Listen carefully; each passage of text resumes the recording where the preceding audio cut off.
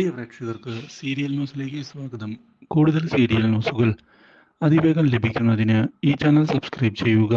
Bell icon മറക്കാതെ click ചെയ്യുക. Video ഇഷ്ടമായി എങ്കിൽ ലൈക്ക് ചെയ്യാൻ മറക്കരുത്. ഒടുവിൽ പുതിയൊരു വഴിത്തിരിവ് വന്നു സംഭവിച്ചിരിക്കുകയാണ്. സൂര്യ മനുവിൻ്റെ അടുത്തേക്ക് എത്തിയിരിക്കുകയാണ്.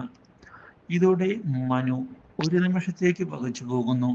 അല്ല മനു, നീ എന്താ ഇവിടെ? നീ ബാംഗ്ലൂരിലേക്ക് പോവുകയാണ് എന്നല്ലേ വീട്ടിൽ പറഞ്ഞത്? പിന്നെ ഈ നാട്ടിൽ അതെന്തു പറ്റി?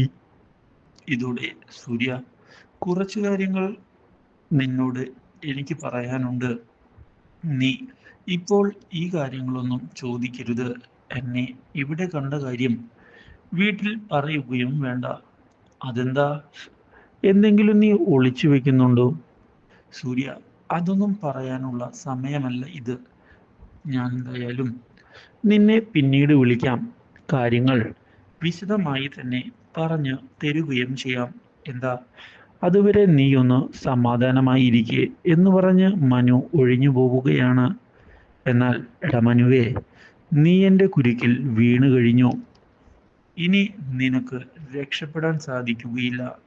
അതുപോലുള്ളൊരു പണിയാണ് ഇനി നിനക്ക് കിട്ടാൻ പോകുന്നത് എന്ന് മനസ്സിൽ ഉറപ്പിച്ചുകൊണ്ട് പ്ലാനിങ്ങുകൾ മുന്നിലേക്ക് കൊണ്ടുപോവുകയാണ് സൂര്യ.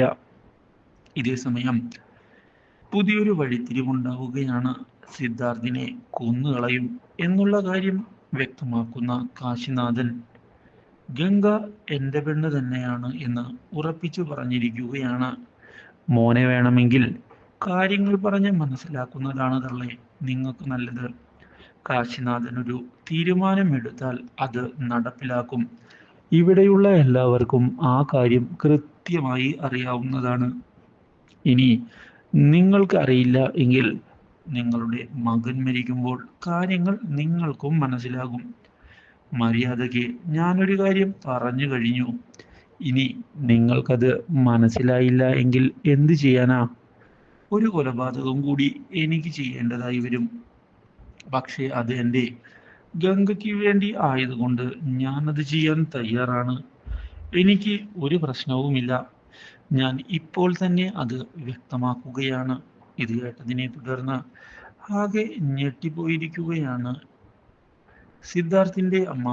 മാത്രവുമല്ല, ഇതോടെ സിദ്ധാർത്ഥിനോട് വിവാഹത്തിൽ നിന്ന് പിന്മാറാൻ ആവശ്യപ്പെടുകയും, അമ്മയെയാണോ അതോ നിനക്ക് ആ പെണ്ണിനെയാണോ വേണ്ടത്?